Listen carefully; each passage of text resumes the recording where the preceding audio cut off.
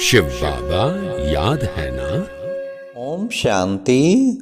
सुनते हैं आज 12 नवंबर 72 के अव्यक्त बाप दादा के मधुर महावाक्य।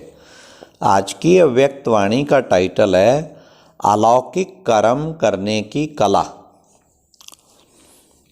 आज की मुरली में बाबा ने कहा बालक और मालक की स्थिति का बैलेंस क्या है, साथ साथ कौन सी कला सर्व कलाओं को अपने में भरपूर कर सकती है। फिर बाबा ने कहा याद की यात्रा की मुख्य 4 सब्जेक्ट कौन सी हैं, सहज और स्वतः योगी किसको कहा जाता है। तो सुनते हैं 12 नवंबर 72 की मुरली अलौकिक कर्म करने की कला। अव्यक्त मूर्त अर्थात इस शरीर में पार्ट बजाने वाले अति न्यारे और अति प्यारे की स्थिति में स्थित रहने के अनुभवी मूर्त बन गए हो। हर समय मालिक और बालिक दोनों ही साथ साथ पार्ट बजाने में यत्न करने वाले नहीं, लेकिन सहज स्वरूप बन गए हो। वह मालिक बनते हो तो बालकपन भूल जाता है, वह बालक बनते हो तो मालिकपन भूल जाता है।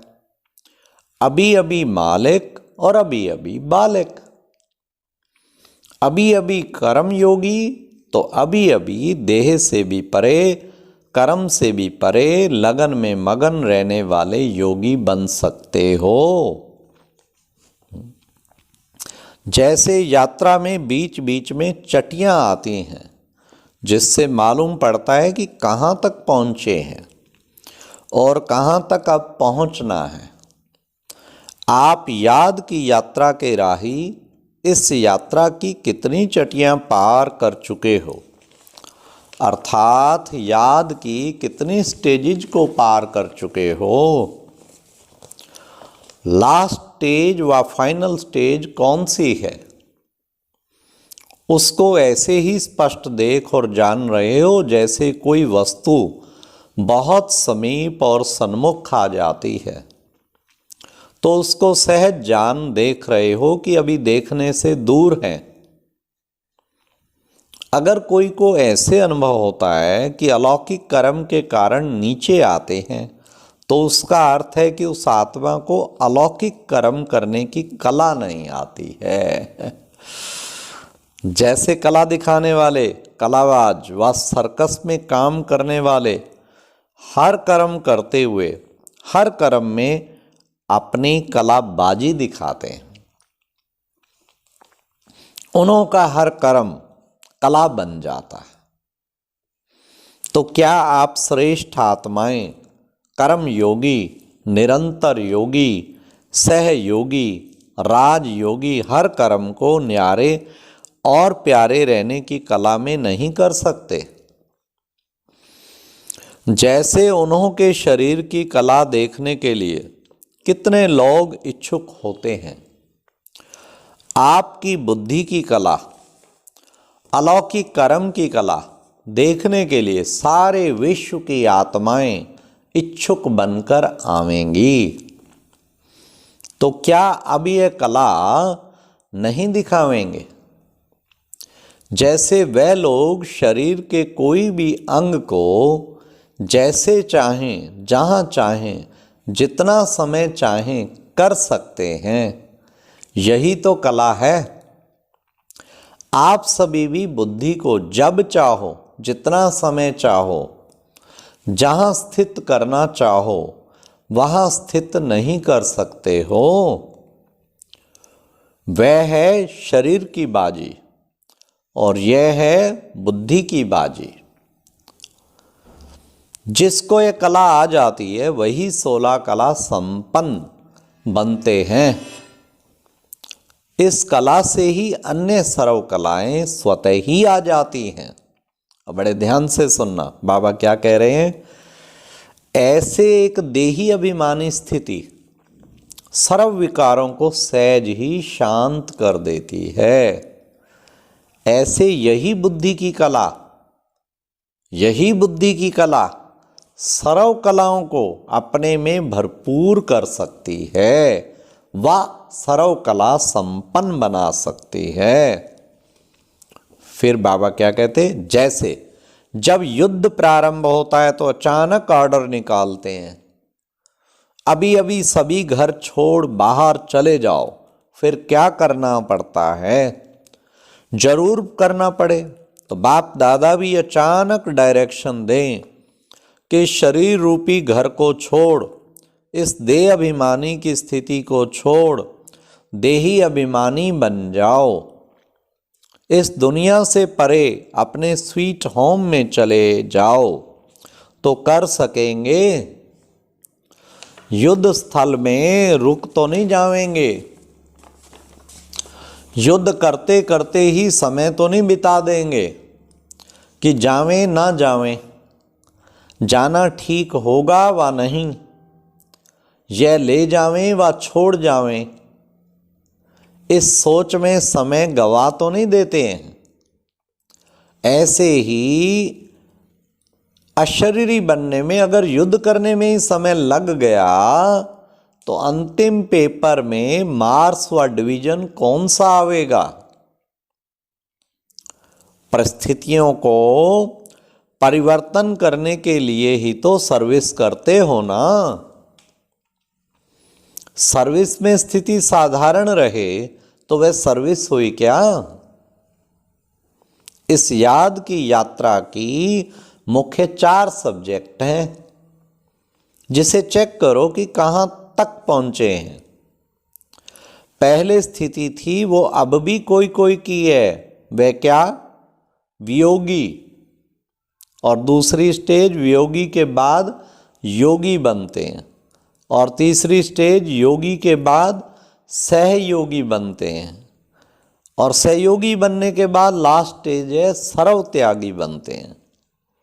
इन 4 सब्जेक्ट को सामने रखते हुए देखो कि कितनी पौड़ियां पार की हैं 4 है ना, तो कितनी पौड़ियां पार की हैं, वियोगी, योगी, और फिर सहयोगी, और फिर सर्व त्यागी।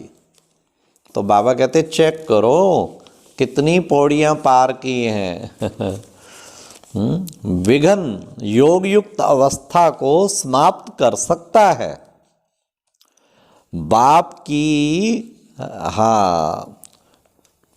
की स्मृति को विस्मृति में ला देता है, विस्मृति अर्थात वियोगी।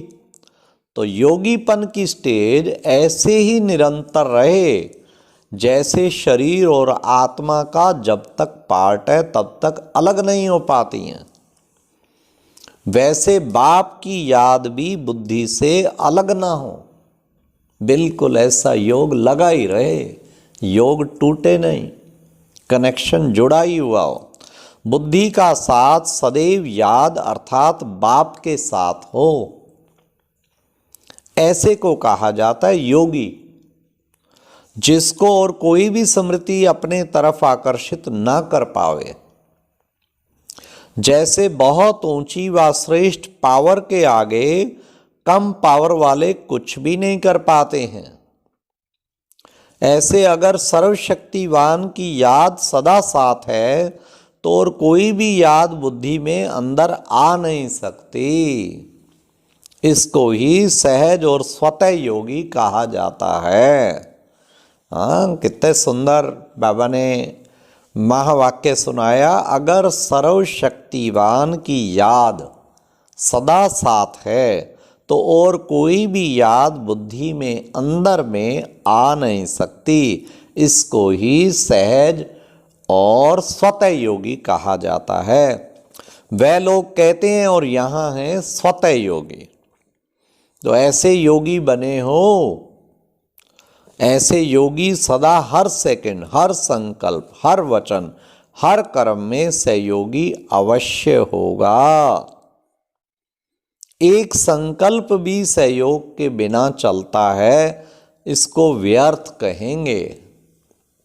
कितना सुंदर बाबा बता रहे हैं, अगर एक संकल्प भी सहयोग के बिना चलता है तो इसको तो व्यर्थ कहेंगे। अगर संकल्प में सहयोगी नहीं, सिर्फ कर्म में है, वा कर्म में सहयोगी है, किसी बात में नहीं है, तो ऐसे को सहयोगी की स्टेज तक पहुंची हुई आत्माएं नहीं कहेंगे। हाँ, संकल्प में तो है, कर्म में नहीं है, कर्म में तो है, संकल्प में नहीं, तो बाबा ने कहा फिर सहयोगी नहीं है पूरे। जो व्यर्थ गंवाने वाले होते हैं वे कब किसके सहयोगी नहीं बन सकते, स्वयं भी शक्तिशाली नहीं बन सकते। ऐसे सर्व स्नेही सहयोगी सर्वांश त्यागी व सर्व त्यागी सहज ही बन जाते हैं। जबकि भक्ति में भी सिर्फ कोई ईश्वर के अर्थ दान करते हैं तो उन्हों को भी विनाशी राज पद की प्राप्ति होती है। तो सोचो, जो हर संकल्प और सेकंड ईश्वरीय सेवा के सहयोग में लगाते हैं उसकी कितनी श्रेष्ठ प्राप्ति होगी। ऐसे महादानी सर्वत्यागी सहज ही बन जाते हैं और ऐसे सर्वत्यागी वर्तमान और भविष्य में सर्वश्रेष्ठ भाग्यशाली बनते हैं। ना सिर्फ भविष्य लेकिन वर्तमान समय भी ऐसे श्रेष्ठ भाग्यशाली आत्मा के भाग्य को देखते हुए, अनुभव करते हुए अन्य आत्माएं उनके भाग्य के गुणगान गाते हैं और अनेक आत्माओं को अपने श्रेष्ठ भाग्य के आधार से भाग्यशाली बनाने के निमित्त बनते हैं। तो देखो, इन 4 सब्जेक्ट में किस स्टेज तक पहुंचे हो, वह मंजिल के कितना समीप आए हो। अच्छा, ऐसे सहज और स्वतः योगी आत्माओं को बाप दादा का याद, प्यार और नमस्ते। और अब यह एक बहुत अच्छी वीडियो भी जरूर देखें।